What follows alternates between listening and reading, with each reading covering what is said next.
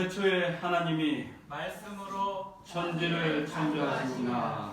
아멘. 하나님의 말씀이 저와 여러분의 영과 육을 새롭게 창조하시는 역사가 이 시간에 우리들의 삶 속에 충만하게 임하게 되길 간절히 소망합니다. 아멘. 네, 먼저 오늘 특별한 찬양을 하나님께 올렸는데 비록 말은 잘 못 알아들었지만 이미 가사를 다 알고 있기 때문에 먼저 하나님께서 영광을 받으셨을 것이라고 확신합니다. 그리고 지켜보는 저희도 참 기뻤죠? 네, 이렇게 찬양할 수 있는 입술을 주시고 찬양의 아멘으로 화답할 수 있는 마음을 주신 하나님의 은혜 참으로 감사합니다. 네, 오늘은 여러분과 함께 예수님이 지금 원하는 것, 예수님께서 지금 우리에게 원하는 것이 무엇인지를 요한복음 17장 20절로 22절에 있는 말씀을 통해서 살펴보고자 합니다. 먼저 요한복음 17장 20절로 22절을 저와 함께 한 목소리로 읽으시도록 하겠습니다. 시작. 내가 비옵는 것은 이 사람들만 위함이 아니요 또 저희 말을 인하여 나를 믿는 사람들도 위함이니 아버지께서 내 안에 내가 아버지 안에 있는 것 같이 저희도 다 하나가 되어 우리 안에 있게 하사 세상으로 아버지께서 나를 보내신 것을 믿게 하옵소서. 내게 주신 영광을 내가 저희에게 주었사오니 이는 우리가 하나가 된 것 같이 저희도 하나가 되게 하려 함이니이다. 아멘. 지금 하나님께서 우리들에게 원하시는 것, 그것은 바로 하나됨입니다. 하나됨. 그 하나됨의 은혜가 우리 신정교회에 있을 때 세상 사람들은 우리 신정교회가 바로 참된 예수 그리스도의 교회임을 말하지 않아도 알게 될 것입니다. 오늘 이 말씀을 통해서 하나됨의 역사가 우리 신정교회가 지금껏 일어났던 것처럼 앞으로도 충만하게 임하게 되길 간절히 소원합니다. 먼저 우리는 오늘 교과 시간을 통해서 이스라엘 백성들이 하나님과의 언약 관계를 새로 세우기로 결심하고 맹세했다는 사실을 배웠습니다. 그 맹세하면서 이스라엘 백성들이 4가지의 규례를 정했는데 그것이 다음과 같은 것입니다. 그리고 마지막으로 첫 소출 초태생 11조를 바쳐서 성전과 그 예배와 그 봉사자들을 재정적으로 지원함으로써 참 예배의 지속성을 보장함이 바로 하나님과의 언약을 세움에 있어서 가장 중요하다는 것을 알게 되었습니다. 즉 하나님과의 언약 관계에 있어서 가장 중요한 역할을 하는 것, 우리가 하나님과의 언약 관계에 완성된 자로서의 삶을 살 수 있도록 우리들의 삶을 이끌어주는 가장 중요한 장치가 있는데 그것은 바로 하나님께서 우리들에게 허락해 주신 하나님의 성소, 성전이라는 것입니다. 느헤미야 10장 39절에 보면 이와 같은 말씀이 기록되어 있습니다. 그리하여 우리가 우리 하나님의 전을 버려두지 아니하리라. 이 말씀처럼 우리가 하나님의 전을 버려두지 않게 되기를 간절히 바랍니다. 성전은 언제나 이스라엘 백성들에게 심장박동과 같은 역할을 했습니다. 쿵쿵 쿵쿵 쿵쿵. 성전이 있어서 이스라엘 백성들의 심장이 박동을 했던 것입니다. 또한 성전이 바르게 운영되었을 때 이스라엘 백성들은 영적으로 살아있는 생명을 얻게 되었습니다. 이와 같이 이스라엘 백성들에게 성소는 참으로 중요하고 중요한 역할을 했던 것입니다. 하나님께서는 이것을 아셨기 때문에 일찌감치 출애굽기 25장 8절에 내가 너희와 함께 거할 성소를 마련해 주셨습니다. 그리고 예수님께서 직접 육신이 되어 성소가 되신 하나님께서 인간의 몸으로 이 땅에 오셔서 백성들과 살을 맞부딪히면서 살기도 하신 것입니다. 이와 같이 하나님께서는 그분의 백성들과 올바른 언약 관계에 이르기 위해서 매 시대마다 모양은 다르지만 항상 성소를 우리들에게 허락해 주셨던 것입니다. 자, 그러면 여러분, 오늘날 우리들의 삶 속에 있는 성소는 무엇입니까? 아시다시피 구약 시대에 있던 성소는 예수 그리스도께서 원형이 되신 십자가에, 원형이 되신 예수 그리스도께서 십자가에 달려 돌아가심으로 폐지되었습니다. 그렇다면 그 역할을 감당하는 성소, 오늘날의 성소는 무엇일까요? 많이 연구하지 않아도, 열심히 골몰하지 않아도 한 말씀만 보면 그 성소가 어디에 있는지 우리는 명확하게 알 수가 있습니다. 바로 고린도전서 3장 16절에 그 성소가, 그 성전이 어디에 있는지 기록이 되어 있습니다. 너희가 하나님의 성전인 것과 하나님의 성령이 너희 안에 거하시는 것을 알지 못하느뇨. 네, 바로 우리가 하나님의 성소인 것입니다. 성경 말씀 에스겔서를 보면 이 성소에서는 생명의 강이, 생수의 강이 흘러넘친다고 기록이 되어 있습니다. 바로 하나님께서 우리들에게 바라시는 것은 우리들의 삶을 통해서, 하나됨을 통해서 우리들의 삶 속에서 생수의 강이 흘러넘치기를 바라시고 계시다는 사실을 꼭 기억하시기 바랍니다. 여러분, 성소가 어떤 역할을 했습니까? 성전이 어떤 역할을 했습니까? 성소의 가장 큰 역할을 두 가지로 요약한다면, 첫 번째는 중보의 역할이고 두 번째는 구속의 역할일 것입니다. 바로 이 두 가지 역할을 한마디로 하면 성소의 역할은 하나님의 백성들이 하나님과 하나됨에 이르도록 하는 것이 바로 성소의 가장 중요한 역할이라고 할 수가 있는 것입니다. 오늘 말씀을 보면 이 세상에 세우신 성소는 바로 나이며, 성소를 통해서 하나님께서 이루고자 하시는 것은, 성소의 나를 통해서 하나님께서 이루고자 하시는 것은 바로 나와 하나님과, 그리고 이 세상이 하나가 되는 것입니다. 하나님께서는 바로 이것을 우리들에게 바라는 것입니다. 예수님께서 이 땅에 오셔서 사셨던 삶, 그 삶도 바로 한마디로 요약하면 하나됨의 삶이었다고 할 수 있습니다. 여러분, 요한복음 17장 너무나 잘 아시는 장인데요. 이 요한복음 17장은 여러분도 잘 아시다시피 예수님께서 십자가에 달려 돌아가시기 전에 하나님께 드린 간절한 기도의 내용입니다. 이 기도의 내용을 한마디로 요약하자면 바로 예수님이 아버지 하나님, 성령 하나님과 하나인 것처럼 예수님의 제자들, 또 그 제자들을 통해서 복음을 접하게 될 온 세상이 하나가 되는 것, 그것이 바로 예수님의 기도의 핵심이었던 것입니다. 여러분, 하나됨이 중요합니까? 세상에서도 하나됨이 중요합니까? 네. 우리 아직 군인의 신분인 우리 경수 형제가 계신데, 경수 형제 입대하면 제일 먼저 가르치는 게 뭔지 기억하십니까? 기억 안 납니다. 너무 오래돼가지고 그런 것도 해요. 네. 근데 제가 곰곰이 생각해보니 군대에 가서 제일 먼저 하는 건 다 똑같이 머리를 미는 거고, 다 똑같이 옷을 벗고 군복을 입는 것이고, 훈련 중에 제일 먼저 시작하는 훈련은 제식 훈련이에요. 네. 똑같이 머리를 감고 똑같은 옷을 입고 똑같은 발걸음을 하는 이 교육을 가르치는 이유가 뭡니까? 바로 하나가 되는 거예요. 군인들이 하나가 되지 않고 오합지졸이 되면 이 군대에 행복이가 있어도 소용이 없어요. 죄송합니다. 삼육대학에서 청년들을 대상으로 수련회를 하는데, 그 수련회에서 제일 중요한 프로그램이 공동체 기림입니다. 바로 학생들이 하나가 됨을 통해서 학교가 발전하고 학생들이 발전하도록 하는 것이 바로 그것이죠. 우리 일제시대 때 일본 사람들이 우리 한국 사람들 이름 바꾸도록 했죠. 창씨 개명했죠. 왜 그랬어요? 한국 사람들이 일본 사람과 하나가 되게 하기 위해서 그렇게 된 것입니다. 그렇기 때문에 세상에서도 하나가 되는 것이 무척 중요한 겁니다.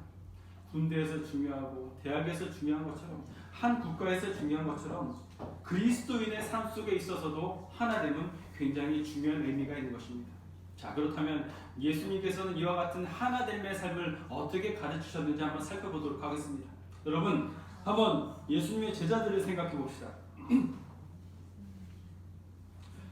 자, 예수님이 여기에는 이제 뭐 죽은 제자, 새로 들어온 제자, 또 제자인지 아닌지 논란이 되는 제자까지 다 합쳐서 예수님까지 다 합쳐서 15명이 나와 있어요.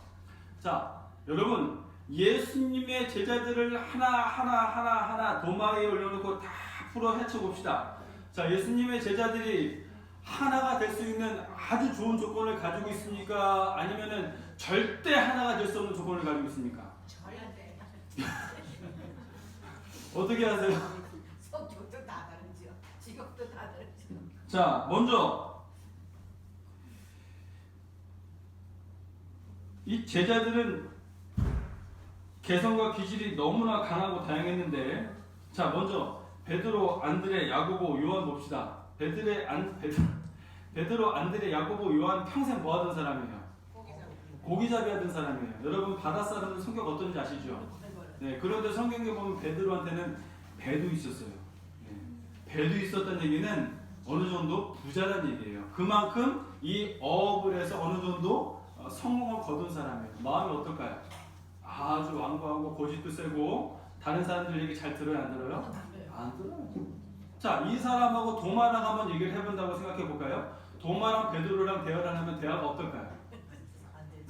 베드로가 이거는 뭐야 이렇게 하는 거야. 그러면 도마 뭐예요? 정말 그런 거야? 어떻게 그렇게 될 수가 있어? 아우 짜증나. 대화가 안 돼. 서로 하나가 될 수가 없어요. 자, 야고보와 요한은 예수님이 얼마나 그 성격이 심각했으면 별명을 지어줬죠. 야고보와 요한의 별명은 우리의 아들이 뭔지 아니? 연우야? 유비야? 모르지. 우리의 아들은 천둥의 아들이라는 뜻이야. 천둥의 아들. 연우야, 천둥의 아들은 성격이 어떨까? 천둥 같아. 천둥 같겠지. 그렇게 대답했지. 우르르 칵칵 하면 천둥 같을 거예요. 우리 아들. 이렇게 야고보와 요한은 성격이 아주 다혈질이고 다루기가 쉽지 않았어요. 조금 잘 말 듣는 듯 하다가 갑자기 토나져버려. 속을 할 수가 없어요. 환장해. 속 뒤집히는 사람. 자, 또 한번 볼까요? 예수님의 제자 중에서 세리가 있었어요? 예, 마태가 세리죠. 또 어떤 사람이 있었냐면 열심당원 시몬이라는 사람이 있었어요. 자, 세리는 어떤 사람이냐면 그 당시에 사람들한테 민중들의 피를 빼먹고 사는 매국노보다 나쁜 놈이라고 했어요. 그래서 사람 취급도 안 했어요. 정말 매국노 취급했어요. 근데 열심당원은 누구예요? 죽으나 사나 이스라엘 유대의 독립을 외치는 애국자였어요. 자, 이 애국자랑 매국노랑 만났어요. 어떻게 될까요? 그냥 비근한 예로 우리나라에 그 이씨 가진 매국노군가 우리 김구 선생이 만났다고 생각해보세요. 여러분, 이 제자들이 다 나와 있지만 한 사람 한 사람 생각해보면 절대로 하나가 될 수가 없는 사람들이었어요. 그런데 예수님은 왜 굳이 이 제자들을 이끌었을까요? 어떻게 생각해보면 저는 곰곰이 생각해보니까 차라리 예수님이 제자들 다 내팽개쳐놓고 혼자 일하는 게 훨씬 나을 수 있을 것 같아요. 혼자 일하는 게 더 빨리 되고 더 쉽게 일이 진행이 될 수가 있을 것 같아요. 도대체 이놈의 인간들은 무슨 말을 해도 알아듣는 게 있고 말을 해도 듣는 것도 없고 뭐하면 또 묻고 무슨 얘기하면 의심하고 토라지고 돈 뒤로 빼돌리고 불평하고 사람들 비난하고 아니 전도하라고 사람 갖다 줬더니 이 천둥이 아들 둘은 아이고 저 벼락 맞을 중도 벼락 맞아 죽게 하십시오 기도나 하고 앉았으니 이 예수님의 뜻대로 할 수가 없는 거예요. 도대체 예수님이 이 제자들을 통해서 뭐 할 수 있는 게 아무것도 없습니다. 여러분, 예수님은요 마지막 순간에 제자들에게 내가 힘들어 죽겠으니까 정말 힘들어 죽겠으니까 1시간만이라도 나를 위해 기도해달라고 하겠어요. 제자들이 기도했어요? 잤어요. 너희가 1시간도 나와 함께 기도할 수 없느냐. 예수님은 제자들에게 단 1%도 의지할 만한 구석이 찾을래야 찾을 수가 없었습니다. 하나가 될 수가 없고 기댈 구석이 단 1%도 없었던 이 제자들, 왜 예수님은 이 제자들을 굳이 끌고 가셨을까요?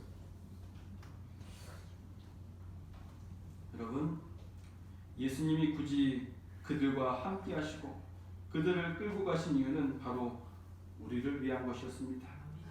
오합지졸이었던 그분의 제자들이 하나가 되어서 초대교회에 놀라운 부흥이 일어났던 것처럼 하나님께서는 오늘 우리를 통해서 이와 같은 놀라운 부흥의 역사를 일으키게 되기를 간절히 원하시는 것입니다. 이런 부흥의 역사를 통해서 우리가 하나님의 이름을 알고 하나님을 믿도록 하게 하기 위해서 하나님은 이렇게 힘들게 12제자들을 이끄신 것입니다. 제자들이 하나가 되어 세상을 변화시킨 것처럼 하나님은 우리가 하나 되어서 세상을 변화시키기를 간절히 원하고 계신 것입니다. 자, 그러면 이제 우리 신정교회를 한번 돌아보기 바랍니다.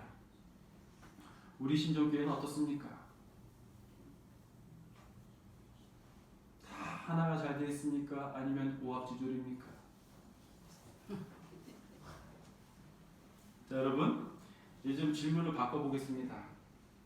저는 지금까지 이 질문을 던지면서 왜 예수님은 이 12제자들과 함께 하셔야만 했을까라는 질문을 던지면서 주로 다른 사람들을 생각했어요. 내 주변에 있는 사람 중에 정말 말 안 듣고 꽉 막혀서 골치 아픈 사람, 혹은 교회에서 성도들을 힘들게 하거나 시험에 들게 하는 사람들, 이런 사람들을 생각하면서 그 결론은 저 사람들도 이렇게 하나가 되게 하셨으니 우리 교회도 하나가 되게 하고 세상도 하나가 되게 하겠구나 라고 생각했었어요. 근데 오늘 이 말씀을 곰곰이 생각해 보니까 하나님이 이렇게 하나가 되기 힘든 12제자를 끝까지 정말 무릎이 닳도록 꿇고 그들을 위해서 눈물을 흘리면서 끝까지 12제자들을 인도하신 이유는 바로 저 때문입니다. 제가 제 자신을 가만히 생각해봤어요. 정욕, 음욕, 탐욕, 권력욕, 명예욕, 금욕, 이거 하나하나 다 생각해봤을 때 제가 제자들보다 나은 점이 하나도 없더라고요. 제가 지금까지 얼마나 끔찍하고 참혹한 죄인의 삶을 살았는지를 생각해보면 이 제자들보다 제가 나을 게 하나도 없더라고요. 여기 앉아 계신 신조기 성도들보다 제가 나을 게 하나도 없더라고요. 제가 지금까지 너무나 부족하고 교회를 속썩이게 하고 사람들을 속썩이게 했던 그 사람들보다 제가 훨씬 악한 사람이더라고요. 나에게 그 뜻이 있었구나. 이렇게 힘든 제자들을 눈물을 흘리면서 처절하게 이끌어오신 예수님의 목적은 바로 이 제자들의 모습을 통해서 나를 바라보게 하고자 하심이었구나. 여러분, 예수님이 이 송정욱이라는 사람을 이 자리에 이끌어오기 위해서 얼마나 많이 기도하셨을까요? 제가 제 삶을 뒤돌아봤을 때 정말 까무라치고 뒤집어지지 않을 수가 없어요. 제가 사람이었으면 저를 아주 바로 버려버렸을 거예요. 예수님은 저를 버리지 않으셨어요. 저를 버리지 않으신 하나님께서 눈물로 기도하시며 저를 섬겨오셨고 끝내는 저로 하여금 신정교회의 목사가 되어 성도들을 섬기고 이와 같이 놀라운 기적을 매일매일 경험하도록 하나님께서 이끌어 주신 것입니다. 그러니 사랑하는 성도 여러분, 이 12제자를 이끌어 오신 예수님의 사랑은 오늘날 나를 이끌어 오신 그 사랑임을 꼭 기억하시게 되길 간절히 바랍니다. 오늘 이 시간에 내 자신을 한번 돌아보시기 바랍니다. 과연 나는 베드로보다 나은 점이 무엇인가? 과연 나는 예수를 팔아먹은 가롯 유다보다 나은 점이 무엇인가? 그렇다면 하나님께서 오늘 나와 우리 교회를 통해서 이루고자 하시는 것은 무엇일까? 정말 말 그대로 오합지졸이었던 제자들은 예수 그리스도의 능력과 성령 하나님의 은혜를 통해서 초대교회의 놀라운 부흥의 주인공이 됩니다. 사도행전 2장 42절에 보면 그들이 사도의 가르침을 받아 서로 교제하고 떡을 떼며 오로지 기도하기를 힘쓰니라 라고 기록이 되어 있습니다. 여러분, 예수님의 기도가 끝끝내 이루어지지 않은 것 같아 보였지만 예수님의 죽음과 부활을 통해서 예수 그리스도의 말씀을 통해서 제자들이 가르침과 말씀과 기도를 통해서 하나가 되었음을 우리는 이 말씀을 통해서 확인을 하게 되는 것입니다.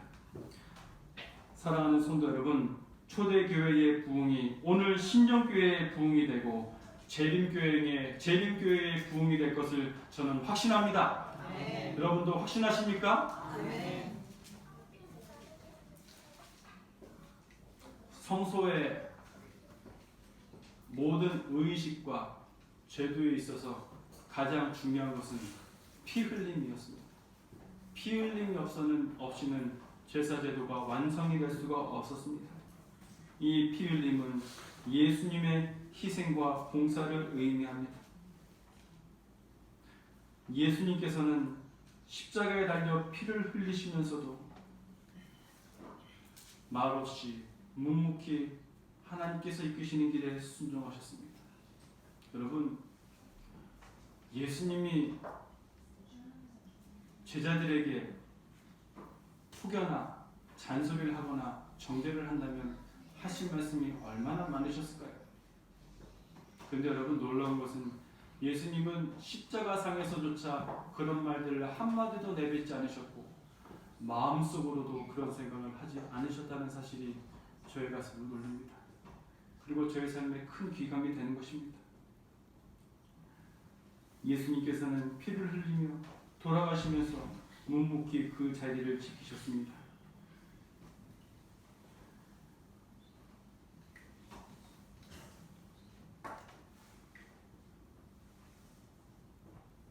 이것이 예수님께서 묵묵히 기다리시면서 하셨던 희생과 봉사가 바로 제자들이 하나가 될 수 있었던 원동력이 된 것입니다. 사랑하는 성도 여러분, 우리의 희생과 봉사도 이와 같아야 한다고 생각합니다. 오늘 준서가 온 얘기를 한경미 집사님이 해주셨는데 그 이야기도 기다림의 이야기입니다. 말없이 예수님이 그 제자들을 기다리셨던 것처럼 우리 또한 사람들을 기다려야 하는 것입니다. 예수님께서 나를 변화시키셨으면, 예수님께서 나를 세우셨으면, 예수님께서는 김홍래 지사님도 변화시키고 김홍래 지사님도 세우실 수 있습니다. 예수님께서 송정욱을 이 교회의 지도자로 삼으셨다면 예수님께서 최성민 형제를 이 교회의 지도자로 삼으실 수 있습니다. 그 능력의 하나님이 바로 우리들의 하나님이십니다. 그 하나님을 믿을진데 왜 내 입에서 비난의 소리가 나와야 되고, 그 하나님을 믿을진데 왜 내 입에서 고통의 소리가 나와야 되고 충고의 소리가 나와야 됩니까? 우리는 예수님과 같이 기다림의 신앙을 해야 하는 것입니다. 오늘 예배가 끝나고 우리 신정교회는 2020년 직원을 위한 사무회를 진행하고자 합니다. 여러분, 신정교회의 가장 큰 원칙이 하나됨에 있다면 신정교회가 선출하는 재직들의 역할은 무엇일까요? 신정교회를 이끌어가는 재직들의 역할은 바로 성도들 한 분 한 분을 하나로 묶는 것입니다. 그 귀한 목적을 위해서 하나님께서는 교회의 직원을 선택하는 것입니다. 하지만 여러분, 비단 이것은 직원들만의 의무는 아닌 것입니다. 우리 모두가 그런 삶을 살아야 합니다. 직원들은 성도들을 사랑으로 보듬고 감싸주어야 하고, 성도들은 직원들에게 어떤 부족한 점이 보일지라도 그것을 내 자식을 사랑하는 것처럼 품어줘야 합니다. 그것이 바로 예수님의 사랑인 것입니다. 예수님께서는 요한복음 17장에 그분의 기도를 마치시고 하시면서 여러 번 말씀하셨습니다. 17장 8절과 17절에 말씀으로 거룩하게 하옵소서, 하나님의 이름이 그들을 지켜주시옵소서. 17장 11절 12절에 아버지의 이름으로 그들을 보존하사 아버지의 이름으로 그들을 보존하고 지켰나이다. 14절에 아버지의 말씀을 그들에게 줌으로 보존하셨고 아버지의 이름을 아는 것은 그 사랑이 그 안에 있는 것이라고 26절에 말씀을 하고 있습니다.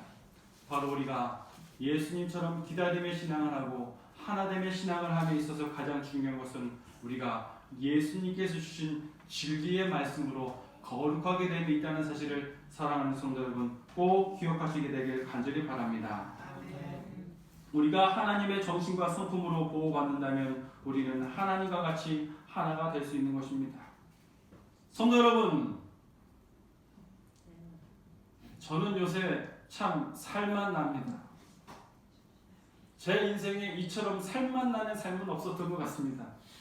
왜냐하면 저는 거의 매일 우리 신정교회가 이런 하나님의 보호하심을 받고 있다는 사실을 직접 눈으로 듣고 제 귀로 직접 듣고 있기 때문입니다. 저의 중심에서 이런 하나님의 정신과 그분의 성품이 메아리치고 있으며, 마찬가지로 제가 신정교회 성도들 한 분 한 분을 대할 때에도 이러한 예수님의 정신과 성품의 목소리를 들을 수 있기 때문에 저는 참으로 살만나는 세상을 살고 있습니다. 사랑하는 성도 여러분, 저의 이 살만나는 삶이 여러분들의 삶이 되길 간절히 바랍니다. 아멘. 오늘 말씀처럼 우리 신정교회에게 예수님께서 바라시는 것은 바로 하나됨에 있다는 사실을 꼭 기억하시게 되길 바랍니다. 이 말씀을 통해서 2020년에는 우리 신정교회가 온 성도가 예수 그리스도의 능력을 믿음을 통해서 하나되는 그 하나됨의 역사가 충만하게 일어나는 우리 신정교회 되길 간절히 바라며 말씀을 드리도록 하겠습니다. 아멘.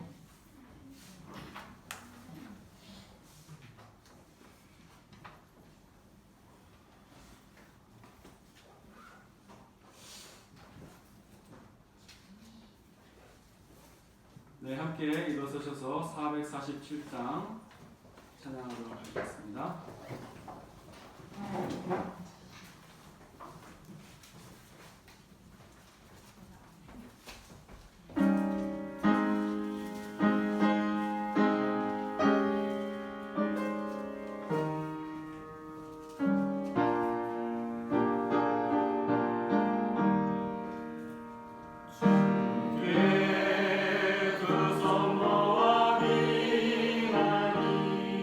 그 시는 정말 부사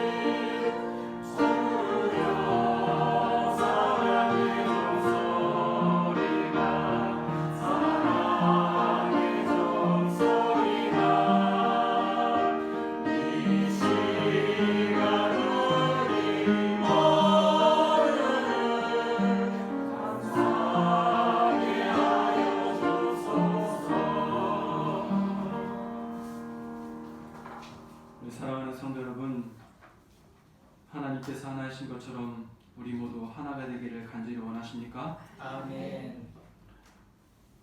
사랑의 하나님, 이 시간 아버지 하나님, 아들 하나님, 성령 하나님이 하나이신 것 같이 예수님의 품성을 본받아 하나가 되고자 마음에 간절히 결심한 저희 신정교회 성도들을 위해 아버지 하나님의 크신 사랑과 예수 그리스도의 보혈의 능력과 그 정신, 그리고 성령 하나님의 감동 감화하심과 이끄심이 언제나 함께 하시길 간절히 예수 그리스도 이름으로 축원하나이다. 아멘.